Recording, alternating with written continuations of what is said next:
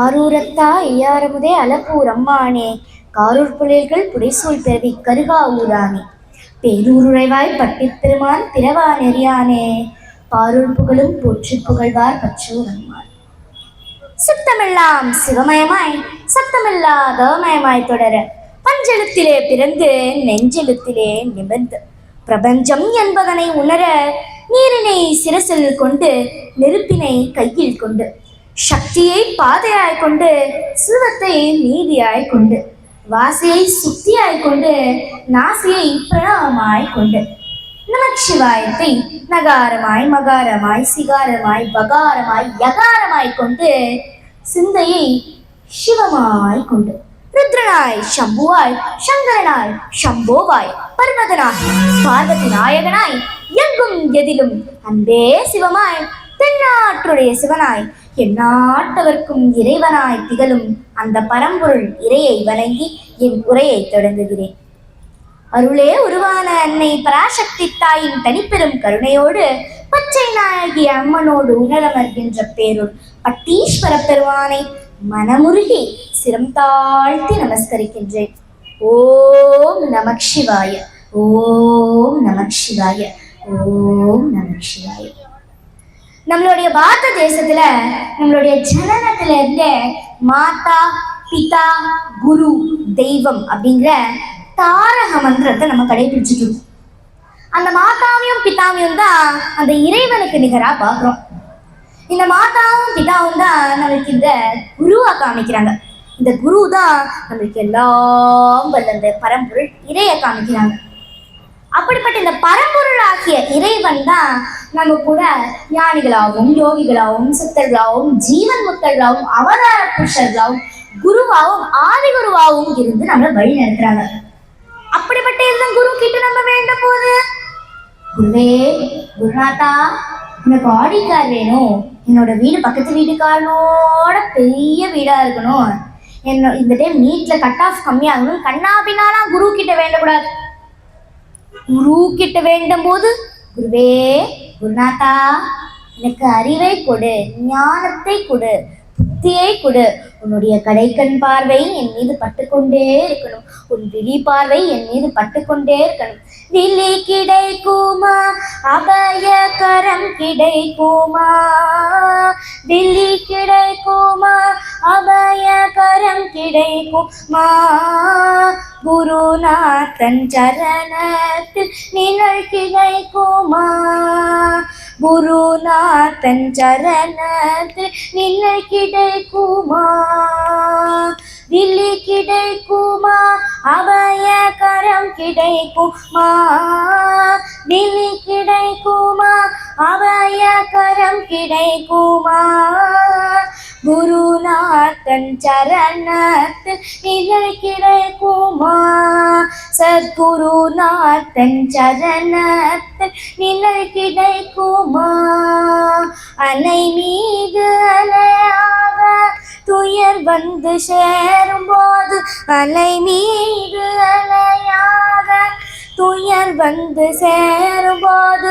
அஞ்சாதே என்னும் குரலை செவில் கேட்குமா, நீ அஞ்சாதே என்னும் குரலை செவில் கேட்குமா, நிஜமான அன்பு வைத்து எனதெல்லாம் முன்னடியில் வைத்த, நிஜமான அன்பு வைத்து எனதெல்லாம் முன்னடியில் வைத்த, விழியோர படையில் எனக்கிடம் கிடைக்குமா, உன் விழியோர படையில் எனக்கிடம் கிடைக்குமா, விழி கிடைக்குமா அபய கரம் கிடைக்குமா, விழி கிடைக்குமா அபய கரம் கிடைக்குமா, குருநாதன் சரணத்தில் நிழல் கிடைக்குமா, சத்குருநாதன் சரணத்தில் நிழல் கிடைக்குமா,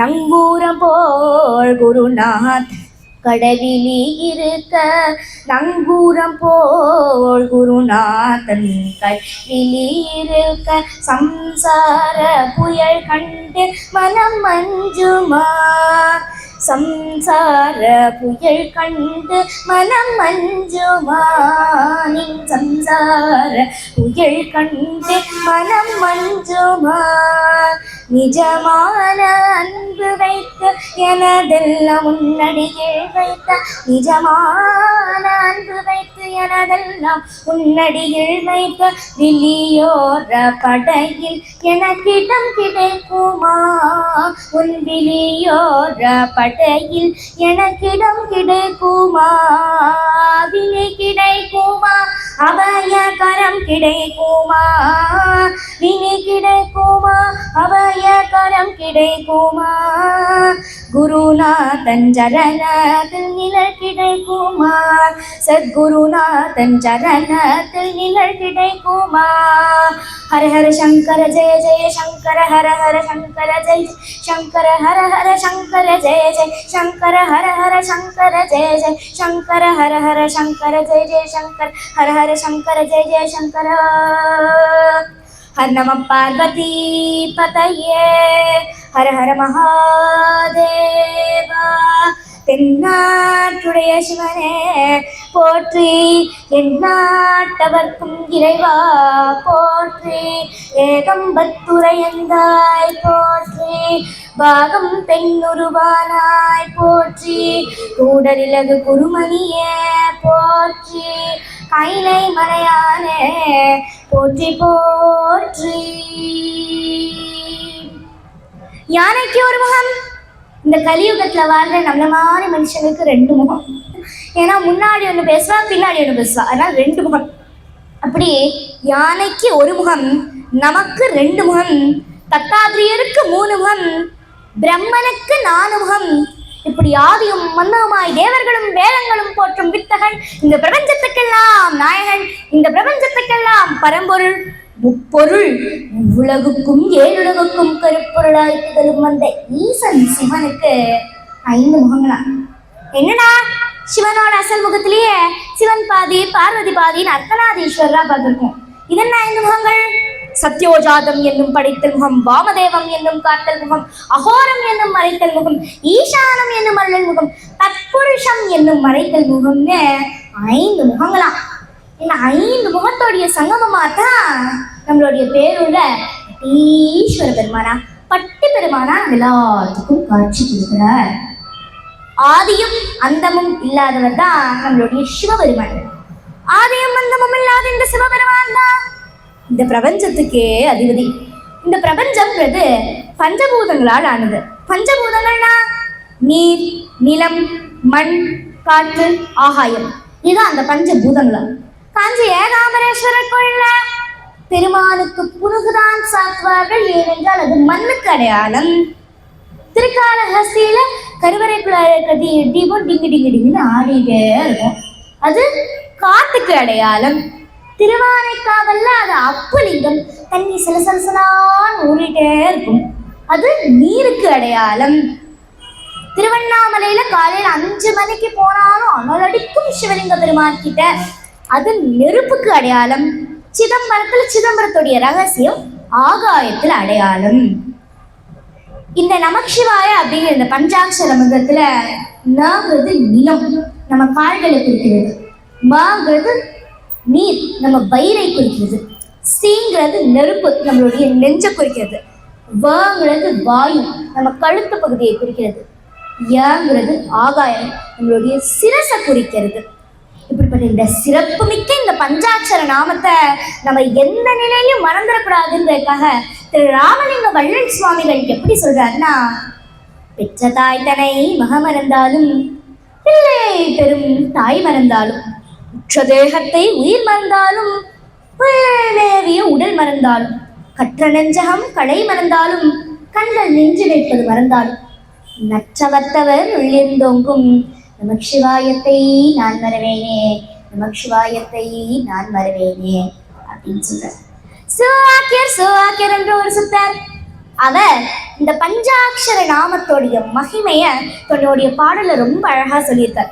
ஓடி ஓடி ஓடி ஓடி உட்கலந்த ஜோதியை நாடி நாடி நாடி நாடி நாட்களும் கழிந்து போய் வாடி வாடி வாடி வாடி வாண்டு போன மாந்தர்கள் கோடி கோடி கோடி கோடி எண்ணிறந்த கோடிய ஓம் நம சிவாய ஓம் நம சிவாய ஓம் நம சிவாய ஓம் நம சிவாய ஓம் நம சிவாய ஓம் நம சிவாய ஓம் நம சிவாய ஓம் நம சிவாய என்னிலே இருந்த ஒன்றை யான் அறிந்ததில்லையே என்னிலே இருந்த ஒன்றை யான் அறிந்து கொண்ட பின் என்னிலே இருந்த ஒன்றை யான் அறிந்து கொண்டேன் என்னிலே இருந்திருந்து யான் உணர்ந்து கொண்டேன் ஓம் நம சிவாய ஓம் நம சிவாய ஓம் நம சிவாய ஓம் நம சிவாய ஓம் நம சிவாய ஓம் நம சிவாய ஓம் நம சிவாய ஓம் நம சிவாய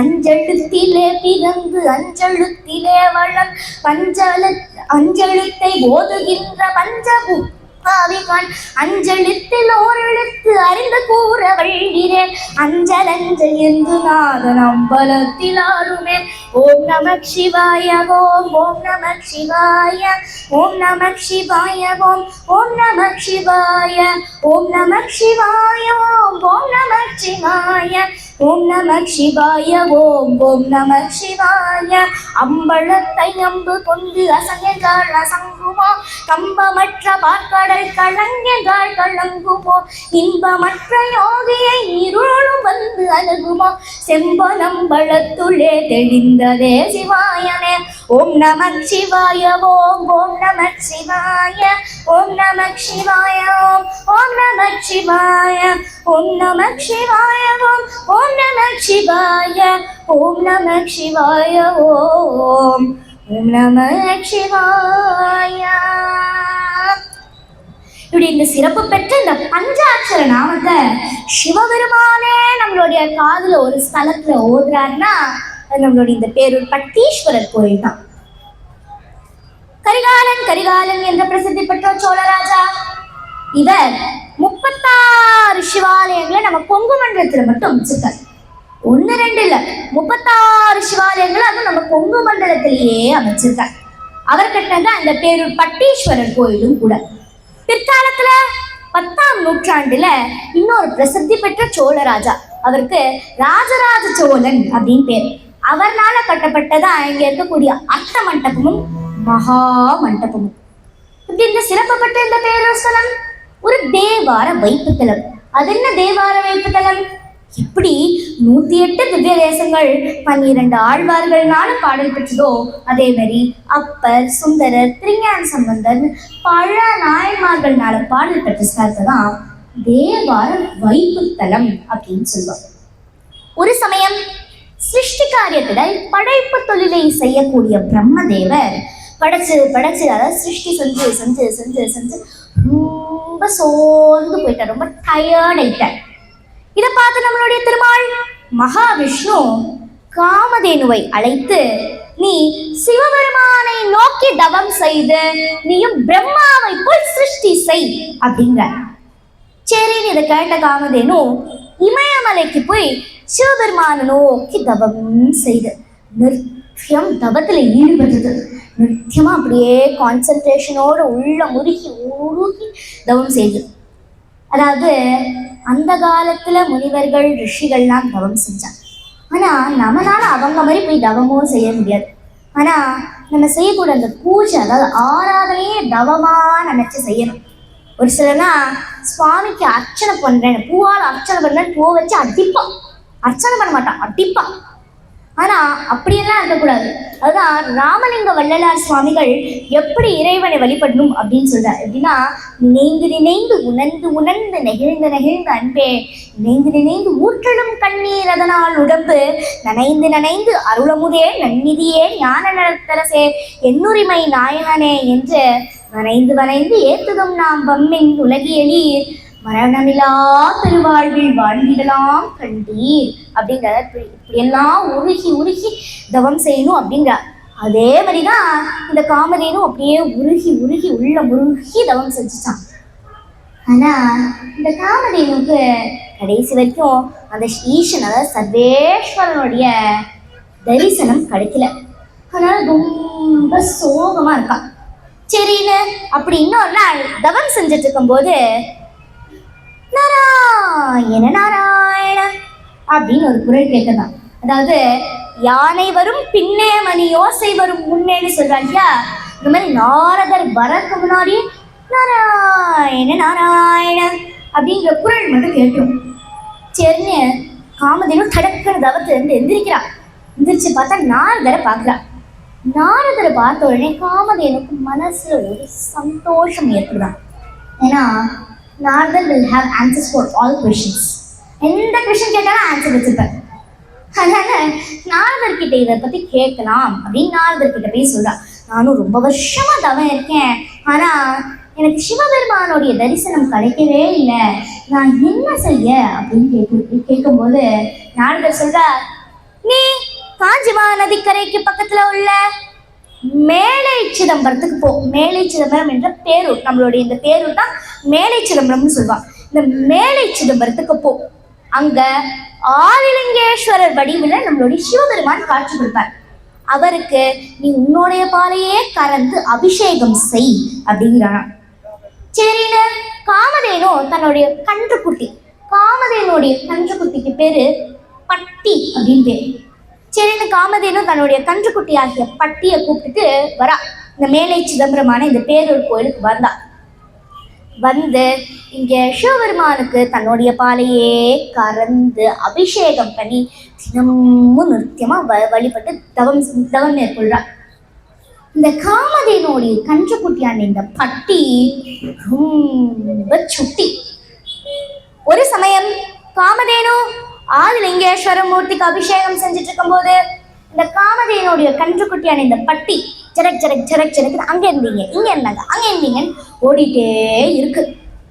திடீர்னு என்ன நினைச்சதோ இல்லையோ தெரியல, அந்த ஆதிலிங்கேஸ்வரருக்கு மேல இருக்கக்கூடிய புற்றை உதைச்சிருது. அதனால அந்த புற்று குழஞ்சிருது.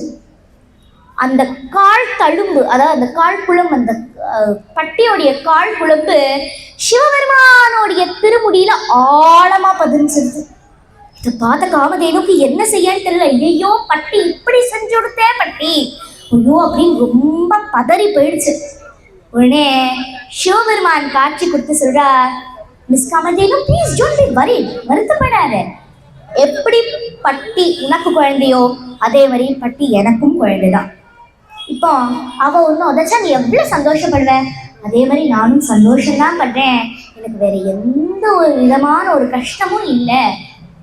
மேலும் சிவபெருமான் என்ன சொல்றாருன்னா, நீ கேட்ட அந்த பிறப்பினுடைய ரகசியம் என்னால இங்க அருக முடியாது, நீ திருக்கடுவா உருக்குவா, அங்க நான் இந்த பிறப்புடைய ரகசியத்தை நான் உனக்கு அருள்றேன் அப்படின்னு சொல்லிட்டு சிவபெருமான் மறைஞ்சிடுறார். இந்த பட்டீஸ்வரர் கோயில், பேரூர் பட்டீஸ்வரர் கோயிலுக்கு வடமொழியில புராதன பேர் என்னன்னா பிப்பலாரண்யம். பிப்பலம் அப்படின்னா அரசமரம், அரசமரங்கள், ஆரண்யம்னா காடு, அரசமரங்கள் நிறைந்த வனப்பகுதியா ஒரு முறை இந்த பேர் இருந்ததுனால இந்த கோயிலுக்கு பிப்பலாரண்யம் அப்படின்னு பழங்காலத்து வடமொழியில பேர். அது மட்டும் இல்லாம காமதேனுபுரி, பட்டிபுரி, ஆதிபுரி, கல்யாணபுரம், தவசத்திபுரம், தட்சிண கைலாயம், பிரவாநெறித்தலம், பசுபதிபுரம்னு பல்வேறு பெயர்கள் இருக்கு. இந்த கோயிலுக்கு பல்வேறு பெயர்கள், இந்த மாதிரி தவசத்திபுரம் அப்படின்னு நிறைய பெயர்கள் இந்த கோயிலுக்கு இருக்கு.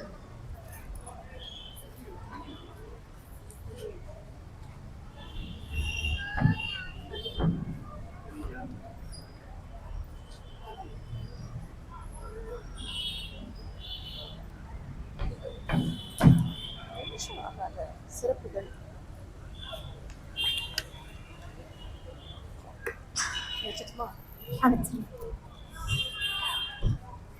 இந்த ஊர்ல இருக்க முக்காவாசி பேத்துக்கு இந்த கோயிலுடைய முக்கியமான இந்த சிறப்புகள் தெரிஞ்சிருக்கும். என்னன்னா, ஒண்ணு இரவா பனை, பிறவா புலி, புழுக்காத சாணம், கல்லாக மாறும் எலும்பு, மேல் நோக்கிய வலதுக்காது. இரவா பனை, இங்க இருக்கக்கூடிய பனை மரம் ஒரு மரம்னா, ஒரு சாதாரண ஒரு மரம்னா அதோட இலைகள் காய்ந்து உதிர்ந்து கீழே விழும். அது கொஞ்சம் பழுத்து காய்ந்து கீழே விழும். ஆனா இங்க இருக்கக்கூடிய பனை மரத்துடைய இலைகள் 11 வருஷமா அப்படியே செழிப்பா வாடாம இருக்கான். அடுத்தாவது பிறவா புளி. இங்க இருக்கக்கூடிய புளிய மரத்துடைய விதைகளை நீங்க எந்த மாதிரியான மண்ணில், if it is and black soil or red soil, எந்த மாதிரியான மண்ணா இருந்தாலும் எங்க நீங்க புதைச்சாலும் அது முளைக்காது. அடுத்தாவது புழுக்காத சாணம். இங்க பசுக்களுடைய சாணத்துல புழு உற்பத்தி ஆகாது. அடுத்தாவது கல்லாக மாறும் எலும்பு. இங்க இருக்கக்கூடிய நொய்யல் ஆற்றங்கரையில இறந்தவர்களுடைய எலும்பு விழுந்துச்சுன்னா அது கொஞ்ச நாள்லயே மென்மையான வெள்ளை கற்களா மாறிடும் அப்படின்னு சொல்லப்படுது. கடைசியாக மேல் நோக்கிய வலது காது.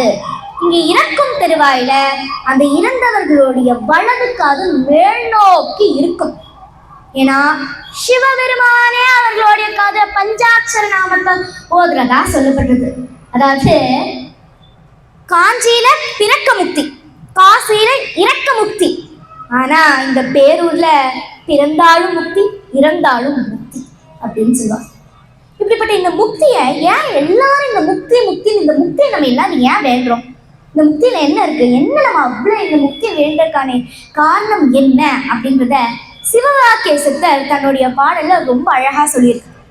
என்னன்னா, மண்களம் கவிழ்ந்த போது வைத்து வைத்து அடுக்குவர், வெண்களம் கவிழ்ந்த போது வேணும் என்று பேணுவர், நன்களம் கவிழ்ந்த போது நாரும் என்று போடுவர், என் கலந்து நின்ற மாயம் என்ன மாயம் ஈசனே அப்படின்னு கேட்க. அதாவது மண்களம், ஒரு மண் பானை கீழே விழுந்து உடஞ்சிருச்சுன்னா நம்ம என்ன செய்வோம்? சரி, இதுக்காச்சும் உதவுமே, ஒரு செடி போடுறதுக்காக உதவுமே எடுத்து எடுத்து வைப்போம். அதே வெங்கல பானை கீழே விழுந்து ஒடுங்கிடுச்சுன்னா இதுவும் தங்கவளை மாதிரி ஒரு நாளைக்கு ஏறும் ஏறும் ஏறும் ஏறும் ஏறும் தூக்கி தூக்கி பரண்ல வைப்போம். அதே விலை மதிப்பில்லாத இந்த உடல்ல இருந்து ஆன்மா, அதாவது ஜீவன் பிரிஞ்சிருச்சுன்னா இனிமே இது பிணம், வீட்டில் வச்சா நாரும் அப்படின்னு ஒன்று புதைப்போம், இல்லாட்டி எரிப்போம். அப்படி இந்த விலை மதிப்பில்லாத இந்த உடல் சுடுகாட்டுல புதைக்கப்படும் போது நீ அந்த உடம்பு மேல நின்று ஆடுறது என்ன மாயம் ஈசனே அப்படின்னு சிவவாக்கியசித்தர் கேட்டிருக்கார். இந்த கோயிலுக்கு என்னதான் பல பேர்கள் இருந்தாலும் மேலை சிதம்பரம் அப்படின்றது ஒரு சிறப்பு மிக்க பெயராகவே இருக்கு.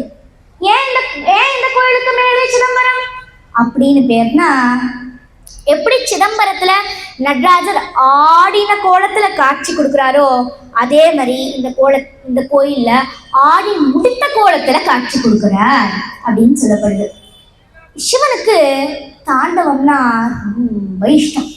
சிவனான கூடிய சபைகள் 5: ரத்ன சபை திருவேலங்காடு, கனக சபை சிதம்பரம், ரஞ்சித சபை மதுரை, தாமிர சபை திருநெல்வேலி, சித்திர சபை திருக்குற்றாலம். சிவனாடக்கூடிய தாண்டவங்கள் மொத்தம் 7. அத சப்த தாண்டவங்கள் அப்படின்னு சொல்லுவா. ஆனந்த தாண்டவம், சந்தியா தாண்டவம், ஊர்த்வ தாண்டவம், உமா தாண்டவம், கௌரி தாண்டவம், காளிகா தாண்டவம், ருத்ர தாண்டவம். இதுதான் அந்த சப்த தாண்டவங்கள்.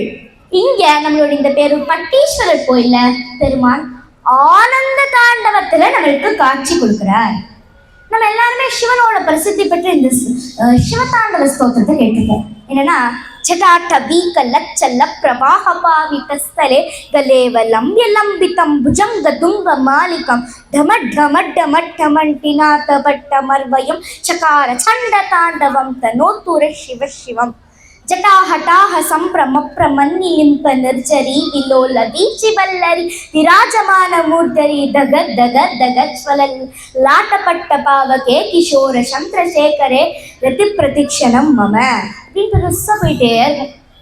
நம்ம எல்லாரும் இது யார் எழுதியிருக்காரு இப்படி அழகா?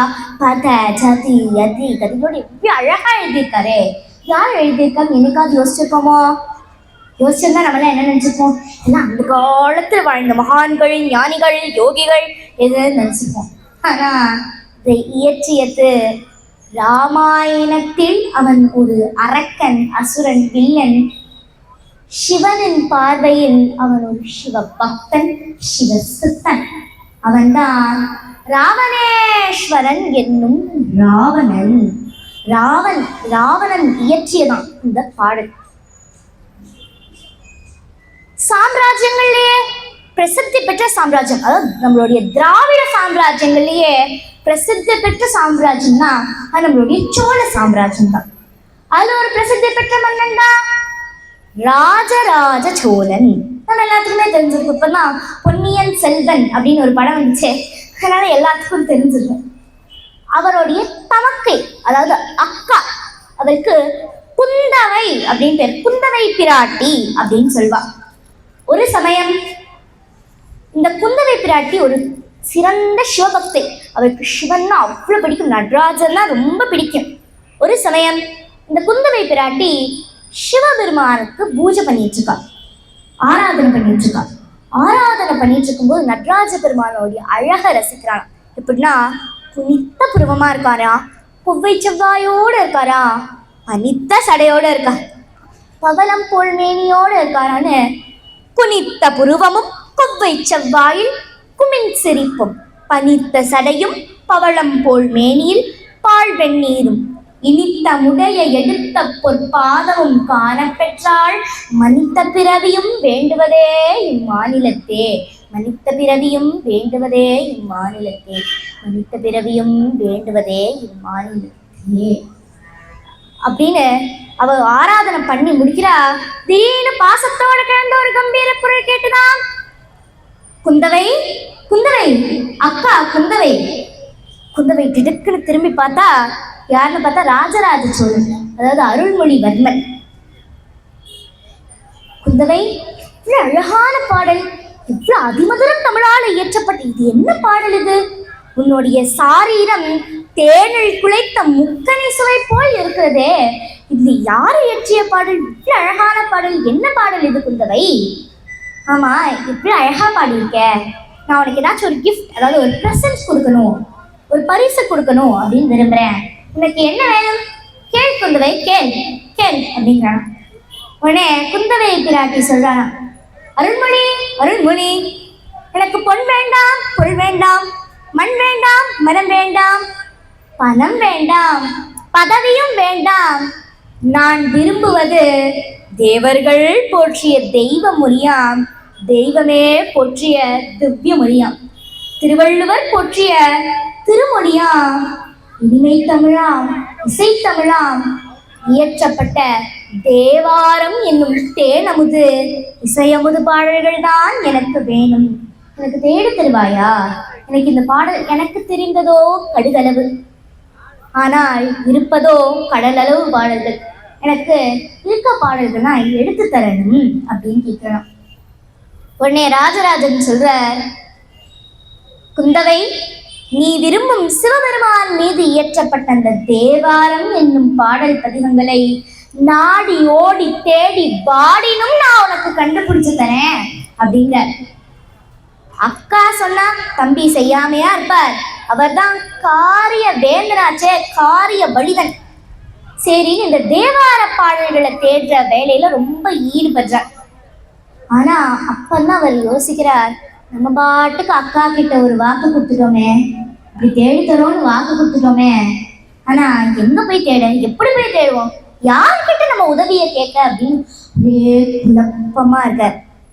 அப்பதான் அவருக்கு ஞாபகம் வந்தது, நம்பியாண்டான் நம்பி. யார் இந்த நம்பியாண்டான் நம்பி?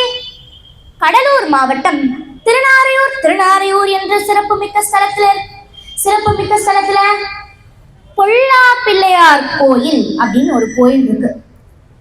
உலகத்துல இருக்கக்கூடிய பிரசித்தி பெற்ற விநாயகர் கோயில்ல இந்த பொல்லா பிள்ளையார் திருக்கோயிலும் ஒன்று. இந்த பொல்லா பிள்ளையார் கோயில்ல பிள்ளையாருக்கு பூஜை கைங்கரியம் பண்ணக்கூடியவர் தான் இந்த நம்பியாண்டான் நம்பி. இவருக்கு விநாயகர்னா ரொம்ப பிடிக்கும். இவர் ஒரு விநாயக உபாசகர். கனவுலையும் நனவுலையும் பிள்ளையார் கூட பேசிட்டே இருப்பார். அவ்வளவு அழகு இவருக்கு விநாயகர் பிடிக்கும். ஒரு சமயம் இந்த ராஜராஜ சோழன் தன்னுடைய படை குதிரைகளோட இந்த பொல்லா பிள்ளையார் கோயிலுக்கு போறார். இந்த நம்பியாண்டான் நம்பிக்கை ஏதோ ஒரு சத்தம் கேட்குறது. என்னடா இது, ஜடக் ஜடக் ஜடக் ஜடக்குன்னு படை குதிரைகளோட சத்தம், அதுவும் நம்ம தெருவுல அப்படின்னு ஒரே குழப்பி போயிருக்கார். சரி யாரோ இருந்து போட்டோம் அப்படின்னு விட்டுட்டேன். திடீர்னு பார்த்தா ஒரு கம்பீர குரல் கேட்டதா, நம்பி நம்பி நம்பி ஆண்டா நம்பி. நம்பி ஆண்டா நம்பி யார் நம்மள கூப்பிடுறா அப்படின்னு ஓடோடி வந்து பார்த்தா மன்னன் ராஜராஜ சோழன் நிற்கிறார். மன்னா மன்னா, நீங்களா என்னை தேடி வந்தது? நீங்களா மன்னா? சொல்லுங்க மன்னா, ஆணையிடுங்கள். உங்களுக்கு என்ன செய்யணும்? ஆணையிடுங்கள்.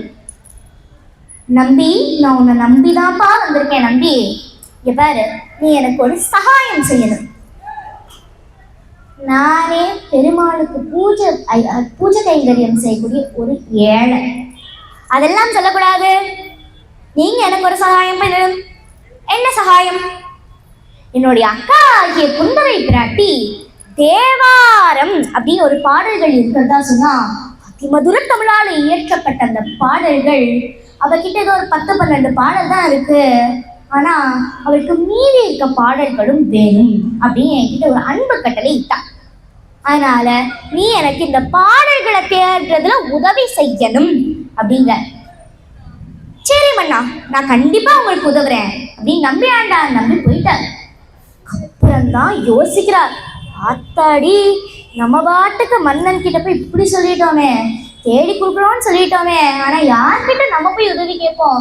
நம்மளுக்கு எப்படி தெரியும் இந்த தேவார பாடல்கள் இருக்கு அப்படின்னு அப்படியே யோசிச்சுட்டே இருக்கும்போது தான் எனக்கு தான் எல்லாம் சதா விநாயகர் ஆச்சே, பிள்ளையார்கிட்ட போய் எல்லா கஷ்டத்தையும் சொல்றேன். இங்க பாரு பிள்ளையாரப்பா, நான் என்ன போய் இப்படி ராஜா கிட்ட போய் நான் இப்படி தேடி தரேன்னு சொல்லிட்டேனே, நீ தான் எனக்கு வழிகாட்டணும், நீ தான் எனக்கு அருள் பாலிக்கணும் அப்படின்னு சொல்லிட்டே அந்த அந்த அந்த பகல் பொழுது கழியறது.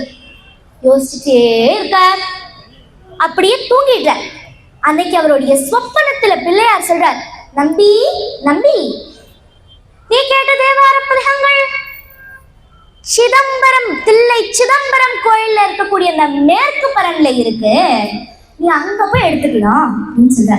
இத கேட்ட நம்பியாண்டால் நம்பி பரவசம் அடையிறார், பரமானந்தம் அடையிறார். ஓடோடி போய் அடுத்த நாளே ஓடோடி போய் ராஜா கிட்ட போய் சொல்றார், மன்னா மன்னா, இது என்னுடைய கனவுல அந்த பிள்ளையாரே தோன்றாரு, அவரே சொன்னார், இந்த மாதிரி சிதம்பரம், தில்லை சிதம்பரத்துல இருக்கக்கூடிய மேற்கு பரன்ல இருக்கு, நம்ம போய் எடுத்துக்கலாம் அப்படின்னு சொன்னார். இதை கேட்ட ராஜராஜ சோழன் பரமானந்தத்தோடு எல்லையே தொன்றார். உடனே எல்லாரும் எல்லா படையோட, குதிரைப்படை, தேர்ப்படை, யானைப்படை, காலாட்படைன்னு எல்லா படைகளோட கூடவே அடியார்கள் படையான சிவனடியார்கள் படையோட சேர்ந்து எல்லாரும் ஜடக் ஜடக் ஜடக் ஜடக் ஜடக் ஜடக்குன்னு தில்லை சிதம்பரம் கோயிலுக்கு போறாங்க. தில்லை சிதம்பரம் கோயில் வந்தோடனே முத்தஸ்தரங்கள்லாம் வச்சஸ்தரங்கள பொருள அந்த ராஜராஜன் சோழன் சல்லுன்னு குதிச்சாராம். குதிச்சு எல்லாரும் எல்லாம் கும்புள்ளா உள்ள அந்த தில்லை சிதம்பரம் கோயிலுக்கு போறாங்க. சிதம்பரம் கோயிலுக்கு போய் அங்க இருக்கக்கூடிய மேற்கு பரனுக்கு போனா அப்பந்தான் அங்க இருக்கக்கூடிய தீட்சிதர்கள் சொல்றாங்க, எங்களுடைய வழக்கம் படி தேவார பாடல்களை எடுக்கணும்னா மூவர் வரணும். அதாவது தேவாரத்தை இயற்றிய மூவர். யார் அந்த மூவர்? அப்பர், சுந்தரர், ஞானசம்பந்தமூர்த்தி. இவர்கள் 3 பேரையும் நம்ம எப்படி கொண்டு வர முடியும்? ஏன்னா 3 பேரும் வேற வேற நூற்றாண்டு. அப்பர் சுவாமிகள் 6ஆம் நூற்றாண்டு, ஞானசம்பந்தர் 7, சுந்தரர் 10ஆம் நூற்றாண்டு. இப்படி ஒவ்வொருத்தரும் ஒவ்வொரு நூற்றாண்டுல வாழ்ந்திருக்காங்க. அதனால 3 பேரையும் ஒண்ணு கொண்டு வர முடியாது. அப்பதான் ராஜராஜ சோழன் ஒரு திடீர்னு ஒரு யோசனை தோணிட்டான், செயல்படுத்துற. என்னன்னா, மூவருடைய திருமேனி சிலை, அதாவது அப்பர், சுந்தரர், ஞானசம்பந்தருடைய மூவருடைய திருமேனி சிலையை கொண்டு வந்து வைக்கிறார். இப்போ இத சிலைன்னு சொல்லிட்டாங்கன்னா உள்ள இருக்கக்கூடிய நடராஜரும் சிலை. அதனால சரின்னு அந்த பரணை திறக்க போறான். எல்லாரும் ரொம்ப ஆவலா பார்த்துட்டே இருக்கா, பதிகங்கள் இருக்கா இல்ல பதிகங்கள் இல்லையா, எத்தனை பதிகங்கள் இருக்குன்னு ரொம்ப ஆவலா இருக்கும் போது கதவை திறந்தா ஒரே பரமானந்தமா. ஏன்னா லட்சக்கணக்கான பாடல்கள் அதுல இருக்கான். இதை பார்த்தோன்னே எல்லாரும் சந்தோஷப்படுறாங்க. ஆனா பக்கத்துல போய் பார்த்தாதான் தெரியறது எல்லா பாடல்களும் கரையான் அழிச்சிருச்சு. எல்லா பாடல்களும் கரையான் அழிச்சிருச்சு. அதாவது 1,02,000 பாடல்கள்ல 49,000 பாடல்கள் அப்பர் சுவாமிகள் இயற்றியது, 37,000 பாடல்கள் சுந்தரமூர்த்தி நாயனார் இயற்றியது, 16,000 பாடல்கள் ஞான சம்பந்த மூர்த்தி இயற்றியது. ஆனா இது இந்த கரையான் அரிச்சது எல்லாம் போக நம்மளுக்கு கிடைத்தது வெறும் 8,000 பாடல்கள் தான்.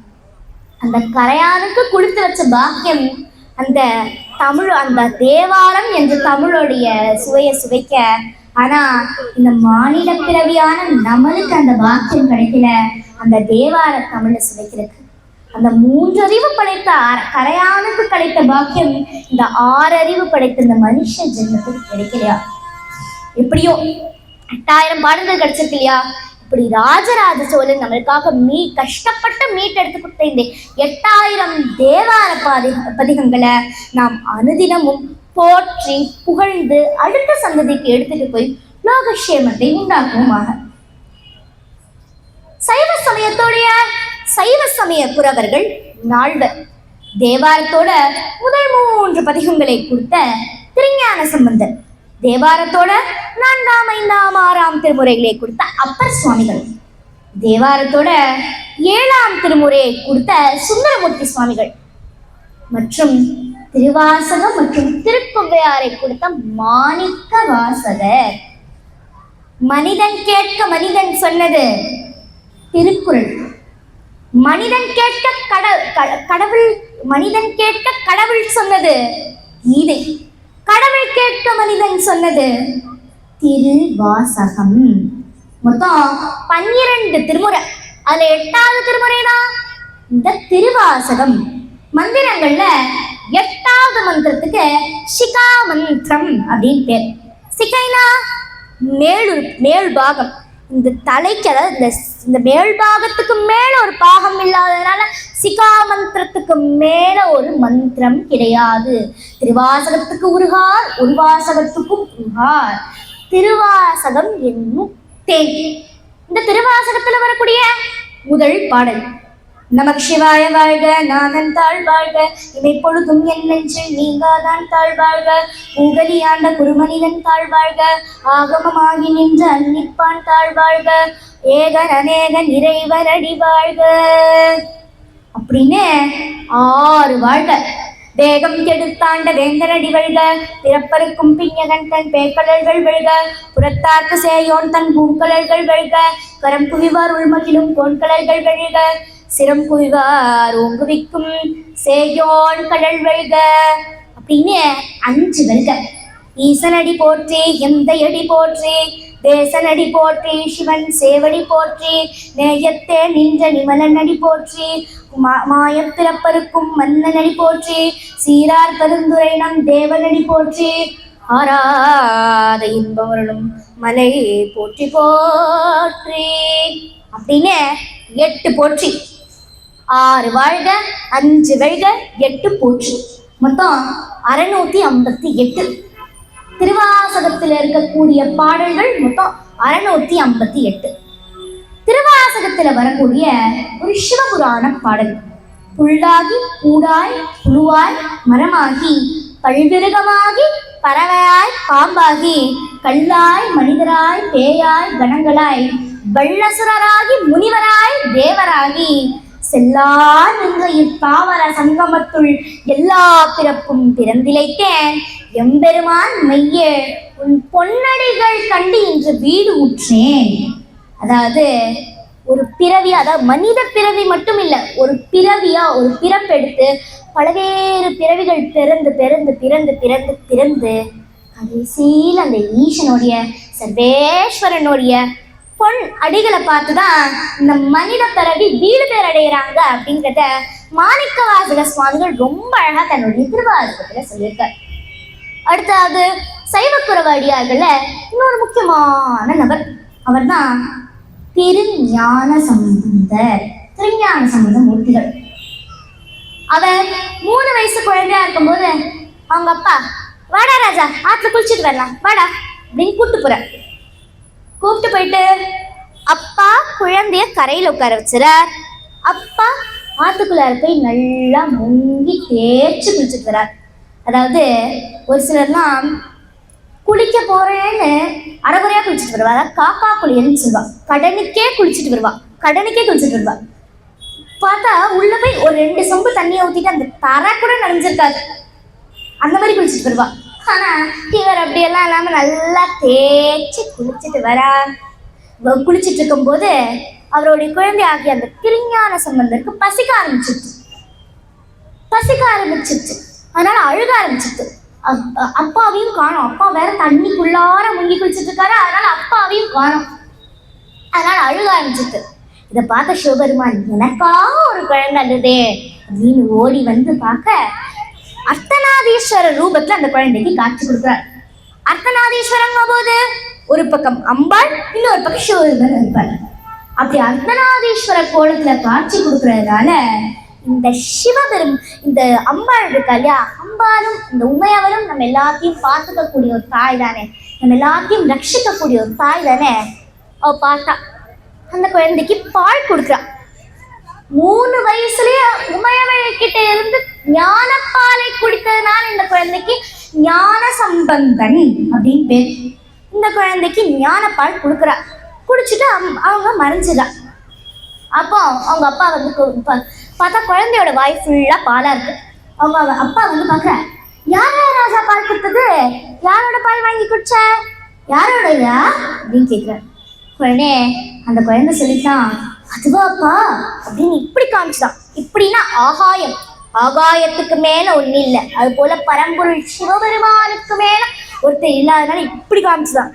இப்படி காமிச்சு என்ன சொல்லித்தானா, அப்பா தோடுடைய செவியன் விடை ஏறியோன் தூவன் மதி சூடி, தோடுடைய செவியன் விடை ஏறியோன் தூவன் மதி சூடி, காடுடைய சுடலை பொடி பூசியன் உள்ளம் கவர் கள்வன், ஏடுடைய மலரான் புனை நான் பணிந்தக்க அருள் செய்க, பீடுடைய பிரம்மாபுரம் மேவிய பெம்மான் இவனன்றே, பெம்மான் இவனன்றே அப்படின்னு பாருதான்.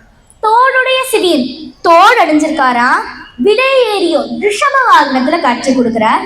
தோடுடைய செவியன் விடை ஏறியோன் தூவன் மதிசூடி, காடுடைய சுடலை பொடி பூசியன், அதாவது மதி அதாவது சந்திரனை சூடி இருக்காரா, காடுடைய சுடலை பொடி பூசியன் அதாவது சிவபெருமான் எங்க இருக்கார், சுடுகாட்டுல இருக்கார்.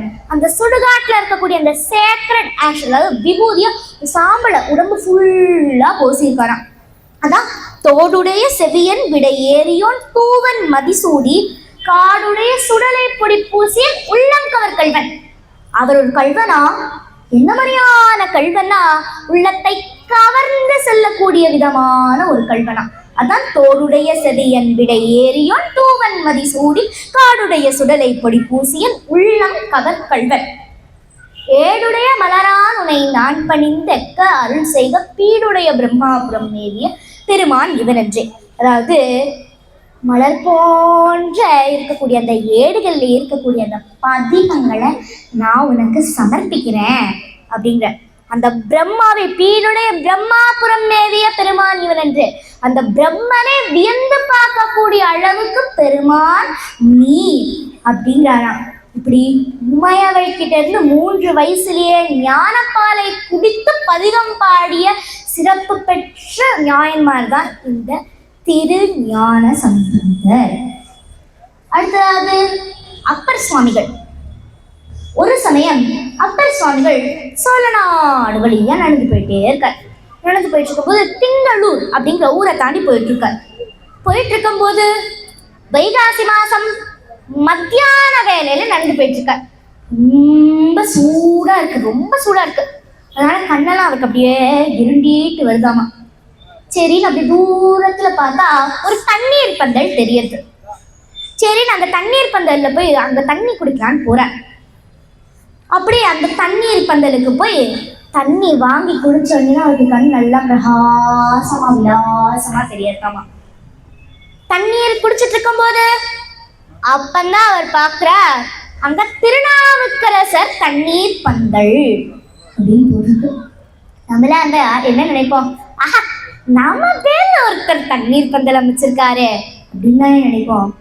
ஆனா சுவாமிகள் அப்படி நினைக்கலாம். உடனே அங்க வேலை செய்யறவர்கிட்ட கேட்கிறாராம், இப்பந்தல் இப்பெயரிட்டு இங்க வைத்தார் யார் அப்படின்னு கேட்கிறாராம். அதாவது இந்த பந்தல் என் பெயர் வச்சு யார் இங்க அமைச்சான்னு கேட்கலாம். இப்பந்தல் இப்பெயரிட்டு இங்க வைத்தார் யார், இந்த பந்தல் இந்த பெயர் வச்சு யார் இங்க அமைச்சா அப்படின்னு கேட்கிறார். உடனே அவர் சொல்றாரா, இப்பந்தல் இப்பெயரிட்டு இங்க வைத்தார் யார் என்றார்க்கு செப்பெருஞ்சீர் அப்போது அடிகளார் செய்தமைத்தார் அப்படின்னு சொல்றார். அதாவது இந்த பந்தலை அமைச்சது அப்போதி அடிகளார் அப்படிங்கிற ஒருத்தர் தான் இந்த பந்தலை அமைச்சார் அப்படின்னு சொல்றார். அது மட்டும் இல்ல ஐயா, இங்க பாருங்க, இங்க இருக்கக்கூடிய இந்த சாலை இருக்குல்ல, இந்த சாலைக்கு பேர் திருநாவுக்கரசர் சாலை. இதுவும் அந்த அப்போதி அடிகளார் தான் அமைச்சார். இங்க அவர் வெட்டினதான் இந்த குளம், இந்த குளத்துக்கு பேரும் திருநாவுக்கரசர் குளம் தான் அப்படிங்க. அப்பர் சுவாமிகளுக்கு நம்பவே முடியல, இப்படியெல்லாம் மனுஷன் இருந்தாங்களா அப்படின்னு ரொம்ப ஆச்சரியப்பட்டு போறார். சரி, அந்த அப்போதி அடிகளார் வீடு எங்க இருக்கு அப்படின்னு ஊர் ஜனங்கள் கிட்டலாம் கேட்டு கேட்டு கேட்டு கேட்டு கேட்டு கேட்டு அவர் வீட்டுக்கு போறார். அப்போதி அடிகளார் உள்ள ஏதோ வேலையா இருக்கார். அதனால யாரோ ஒருத்தர் போய் சொல்றார் அப்போதி அடிகளார் கிட்ட, ஐயா உங்க வீட்டுக்கு ஒரு சிவன் அடியார் வந்திருக்காங்க அப்படின்னு சொல்றார். இதுல என்ன வேடிக்கைனா, இது வரைக்கும் அப்போதி அடிகளார் திருநாவுக்கரசரை பார்த்தல, திருநாவுக்கரசர் அப்போதி அடிகளார் பார்த்தல. இதற்கு இந்த காலம் மாதிரியா ஹூ இஸ் மிஸ்டர் அப்போதி அடிகளார் அப்படின்னு போட்டா அது அப்போதி அடிகளாருக்கு குப்பூதி அடிகளார்னு காமிக்கும். இதே ஹூ இஸ் மிஸ்டர் திருநாவுக்கரசர்னு போட்டா திருநாவுக்கரசருக்கும் அந்த பிக்சர்ல இருக்கவருக்கும் சம்பந்தமே இருக்காது. அந்த மாதிரி ஒரு பிக்சர் காமிக்கும். இது அந்த காலமா இல்லை இல்லையா, அந்த காலத்துல போனும் இல்லை ஒன்றும் இல்லை. சரின்னு அவர் அப்போதி அடிகளார் வீட்டுல இருந்து ஓடோடி வரார். எங்க வீட்டுக்கு ஒரு சிவனடியார் வந்திருக்காரான்னு ஓடோடி வந்து அவரை வீட்டுக்குள்ளார அணைச்சு உட்கார வைக்கிறார். உடனே அப்பர் சுவாமிகள் கேட்கிறார், ஆரணியம் சடை முடியார் அடியாருக்கு நீரமைத்த தண்ணீர் பந்தலில் நும் பெயர் எழுதாதே வேறொரு பெயர் எழுத காரணம் என்பள் அப்படின்னு கேட்கிறாராம்.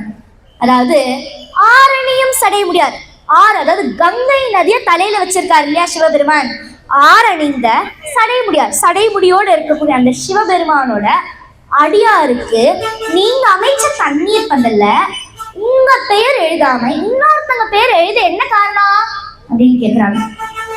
இத கேட்ட அப்போதி அடிகளாருக்கு கோவம் வந்துட்டான். என்ன வேற ஒரு நபரா, திருநாவுக்கரசர் எங்க வீட்டுல ஒருத்தர் மாதிரி, அவர் எங்க குடும்பத்தினர் தான். அப்பர் சுவாமிகளுக்கு நம்பவே முடியல. என்ன இவர் இப்படி இருக்க, ஆமா நீ ஐயா நீங்க பார்க்க ஒரு சிவனடியார் மாதிரி இருக்கீங்க, இங்க உங்களுக்கு திருநாவுக்கரசர் யாருன்னு தெரியாது, அவருடைய பெருமை யாருன்னு தெரியாது. சரி உங்களுக்கு திருநாவுக்கரசர் தான் தெரியல, ஆமா நீங்க யாரு அப்படின்னு கேக்குறாராம். உடனே யான் தான் என்ற சொல் இரண்டும் கெட்டாலன்றி யாவர்க்கும் தோணாது சத்தியம். இது கந்தரலங்காரத்துல சொல்லப்பட்டிருக்கு. அதாவது என்னன்னா, யான் தான் இந்த இரண்டு சொற்களும் அகங்காரத்தை, அதாவது ஆணவத்தை குறிக்கக்கூடியது. அதனால சுவாமிகள் அப்படி சொல்லலாம். எப்படி சொல்றாருன்னா, சிவபெருமானால் சூளை நோய் ஆட்கொள்ளப்பட்டு சைவத்தில் இருந்து சமணத்தில் இருந்து சைவத்துக்கு ஆட்கொள்ளப்பட்ட அடியேன் நான் அப்படிங்கிறானா. அப்புறம்தான் அப்போதி அடிகளாருக்கு புரியுறது, எந்த தண்ணீர் பந்தலுக்கு யாருடைய பேர் வச்சோமோ, அந்த சாலைக்கு யாருடைய பேர் வச்சோமோ, அந்த குளத்துக்கு யாருடைய பேர் வச்சோமோ, அந்த யார்னு சொல்லக்கூடிய அந்த அடியாராகிய சிவனடியாராகிய அந்த திருநாவுக்கரசரே நம்ம வீடு தேடி வந்திருக்கார். நம்ம வழிபடக்கூடிய அந்த சாட்சா தெய்வமே நம்ம வீடு தேடி வந்திருக்கு. இதை தெரிஞ்ச உடனே அப்போதி அடிகளாருக்கு கையும் ஓடல காலும் ஓடல, ஓடோடி போய் அவருடைய மனைவி கிட்ட போய் சொல்றார், நம்ம தினமும் வழிபடக்கூடிய அந்த தெய்வமாகிய திருநாவுக்கரசரே நம்ம வீடு தேடி வந்திருக்கார் அப்படின்னு அதனால நம்ம இன்னைக்கு அவருக்கு உணவு தயாரிக்கணுமா அப்படிங்கிறார்.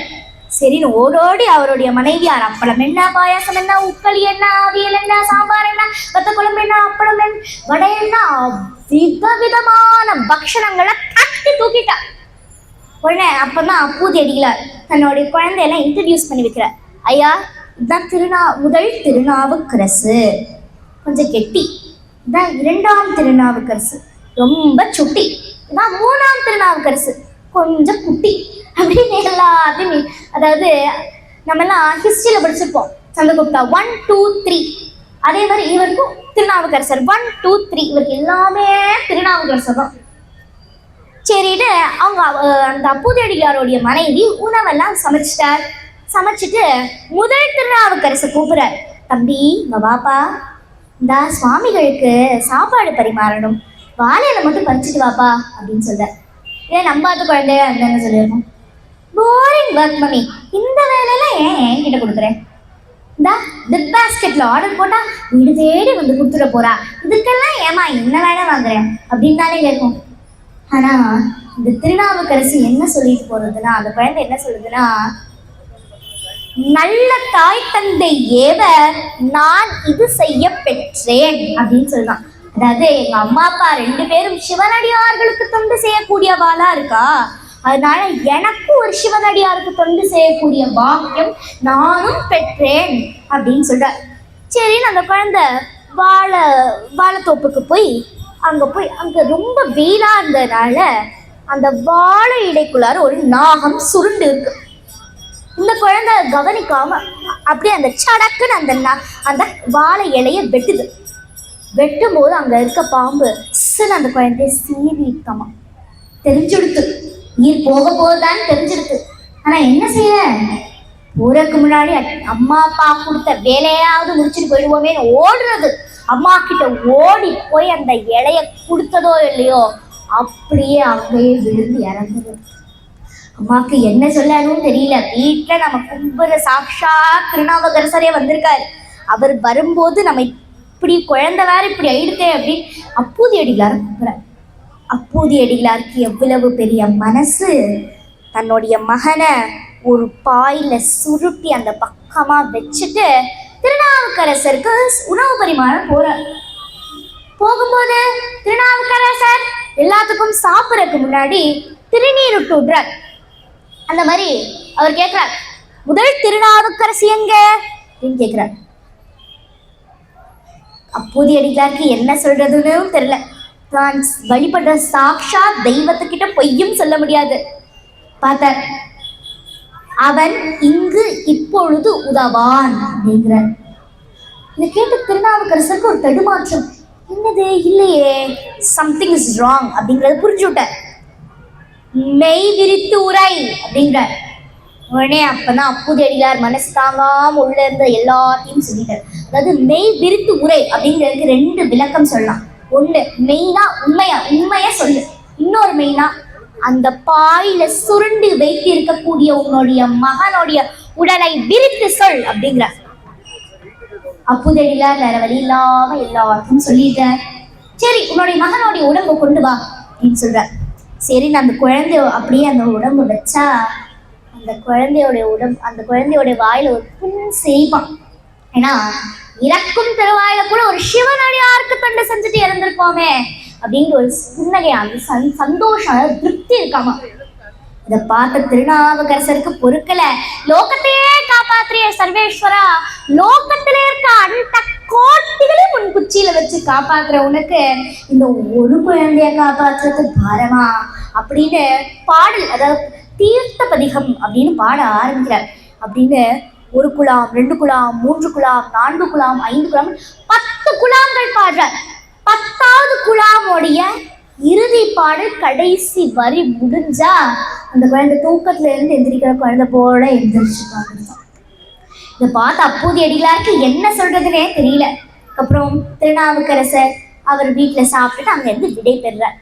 ஒரு சமயம், மற்றொரு சந்தர்ப்பம், திருநாவுக்கரசர் இந்த திருக்கைலாயத்துக்கு திருக்காளஹஸ்திக்கு போறார். ஆந்திர மாநிலத்தில் இருக்கக்கூடிய திருக்காளஹஸ்திக்கு போறார். அங்க போய் அங்க இருக்கக்கூடிய சிவபெருமானை தரிசிக்கும் போதுதான் அவருக்கு திடீர்னு ஒரு யோசனை, ஒரு ஆசை தோன்றுதான். என்னன்னா, கைலாயத்துக்கு போய் சிவபெருமானை தரிசிக்க வேண்டும் அப்படிங்கிற ஆசை தோன்றுச்சான். சரி அப்படின்னு காளஹஸ்தி எங்க இருக்கு, கைலாயம் எங்க இருக்கு, இங்க இருந்து நடக்க ஆரம்பிக்கிறார். நடக்கிறார் நடக்கிறார் நடக்கிறார்.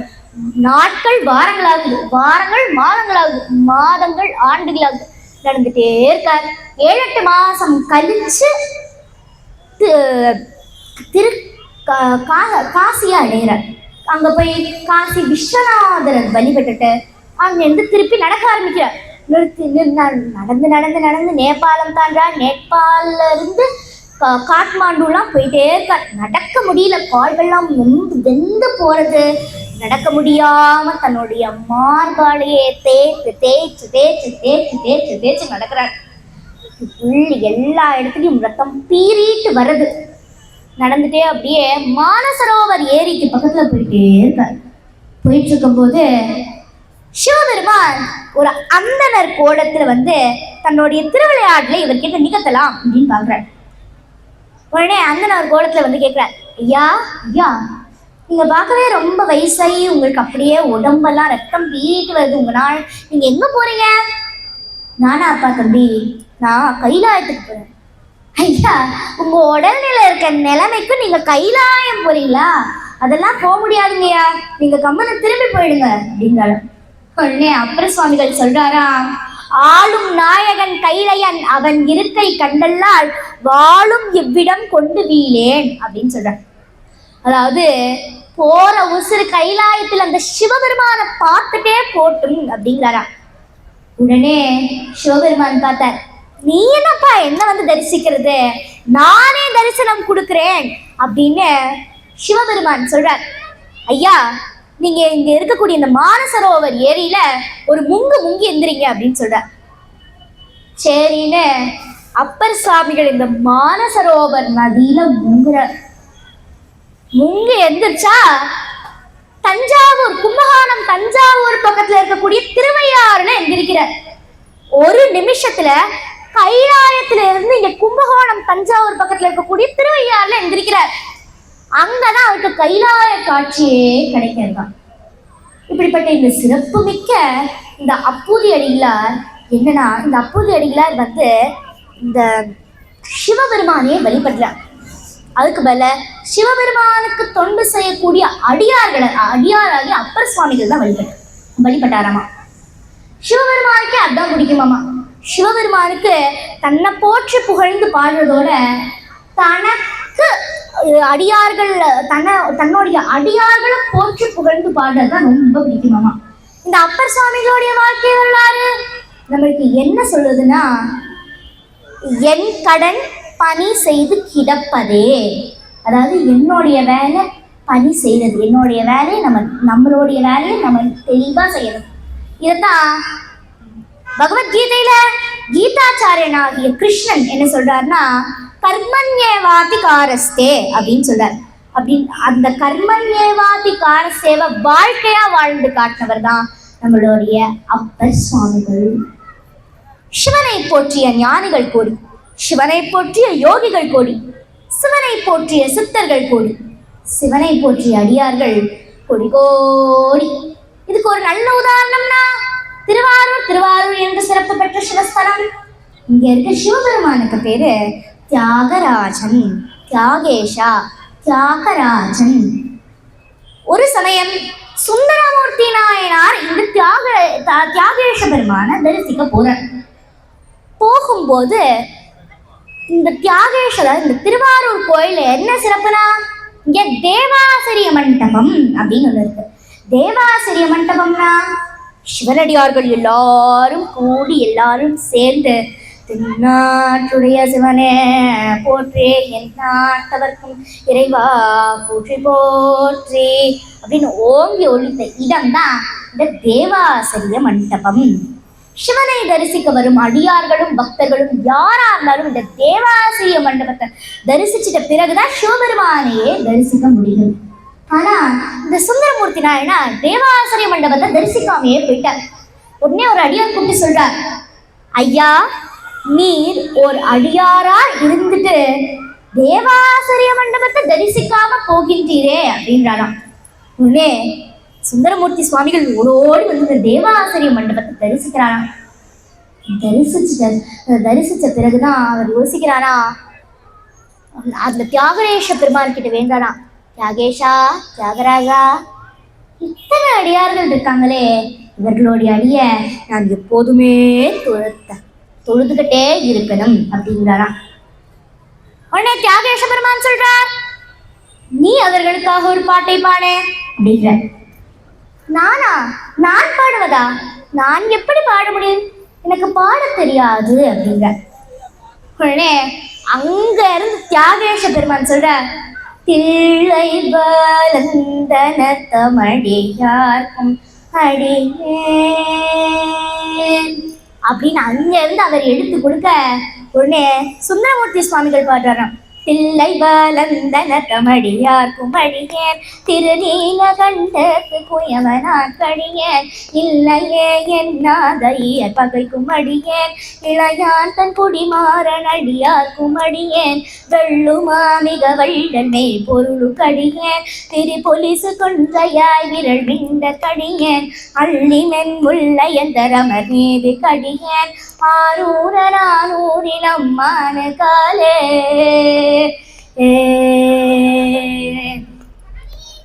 தில்லை வளர்ந்தன தமிழியார்க்கும் அடியேன், பக்தராய் பணிவார்கள் எல்லாருக்கும் அடியேன், பரமனையே பாடுவார் அடியார்க்கும் அடியேன், சித்தத்தை சிவன் பாலை வைத்தார்க்கு அடியேன், திருவாரூர் பிறந்தார்கள் எல்லாருக்கும் அடியேன், முப்போதும் திருமேனி தீண்டுவார் கடியேன், முழு நீரு பூசிய முனிவர்க்கு அடியேன், அப்பாலும் அடி சார்ந்தார் அடியார்க்கு அடியேன், ஆரூரூரில் அம்மான் காலே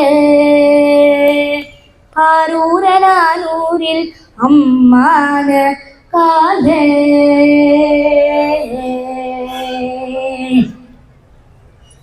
நம்ம இறைவனை நம்ம தாய் தந்தைக்கு நிகரா பார்க்கணும். அந்த தாய் தந்தை மேல நம்ம எவ்வளவு அளவு நம்பிக்கையும் மரியாதையும் வச்சிருக்கோமோ அதோடைய கூடுதல் நம்பிக்கை நம்ம அந்த இறைவன் மேல வச்சிருக்கணும். அந்த இறைவனை நம்மளுடைய அப்பாவா நினைக்கணும், நம்மளுடைய தாயா நினைக்கணும். என் அப்பன் அல்லவா என் தாயும் அல்லவா, பொன்னப்பன் அல்லவா பொன்னம்பலத்தவா, பொன்னப்பன் அல்லவா பொன்னம்பலத்தவா, சொப்பனமோ எந்தன் அப்பன் திருவருள் கற்பிதமோ என்ன அற்புதம் இதுவே, அடியபாதனே அம்பலவாதனே, அடியபாதனே அம்பலவாதனே, நின்னாண்ட கருணையை ஏனை அறிவனோ, நின்னாட்ட கருணையை ஏனை அறிவனோ, ஓ எனப்பன் அல்லவா என் தாயும் அல்லவா, எனப்பன் அல்லவா என் தாயும் அல்லவா, பொன்னப்பன் அல்லவா பொன்னம்பலத்தவா, பொன்னப்பன் அல்லவா பொன்னம்பலத்தவா, எனப்பன் அல்லவா நீ என் தாயும் அல்லவா, பொன்னப்பன் அல்லவா பொன்னம்பலத்தவா, சொப்பனமோ எந்தன் அற்பன் திருவருள் கற்பிதமோ என்ன அற்புதம் இதுவே, ஆடியபாதனே அம்பலவானனே, ஆடியபாதனே அம்பலவானனே, நின்னாற்ற கருணையை ஏனை அறிவனோ, ஓ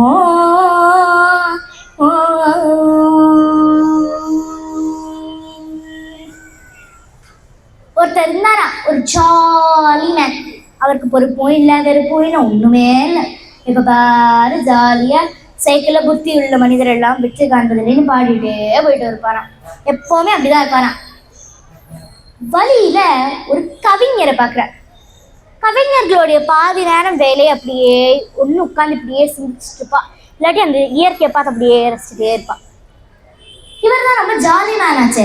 அவர்கிட்ட போய் வம்பிழுக்கலான்னு போறார். போயிட்டு நீ சொல்ற, ஐயா ஐயா என்ன ஒரே ஆழ்ந்த சிந்தனையாட்டுக்கு, என்னத்தையும் யோசிச்சுட்டு இருக்கீங்க அப்படின்னு கேட்குறாங்க. நானாப்பா தம்பி, நான் யார், கடவுள் யார், எனக்கும் அவனுக்கும் இருக்க தொடர்பு தான் என்ன அப்படின்றதான் யோசிச்சுட்டு இருக்கேன் அப்படிங்க. என்ன கடவுளா அப்படி ஒருத்தர் இருக்கா என்ன, சொல்லுங்க பாப்பா எங்க இருக்கான்னு சொல்லுங்க பாப்பா. உடனே அந்த கவி ஒரு புன்னகையோடு சொல்றாராம், பூஜ்யத்துக்குள்ளே ராஜ்யத்தை ஆண்டு கொண்டு புரியாமல் இருப்பான் ஒருவன், அவனை புரிந்து கொண்டால் அவன்தான் இறைவன். தென்னையில நீருக்குள்ளே தேங்கி வைக்கும் ஓட்டுக்குள்ளே தேங்காயை போல் இருப்பான் ஒருவன், அவனை தெரிந்து கொண்டால் அவன்தான் இறைவன். வெள்ளருவிக்குள்ளிருந்து மேலிருந்து கீழ் விழுந்து உள்ளுயிரை சுத்தம் செய்வான் ஒருவன், அவனை உணர்ந்து கொண்டவர்க்கு அவன்தான் இறைவன்.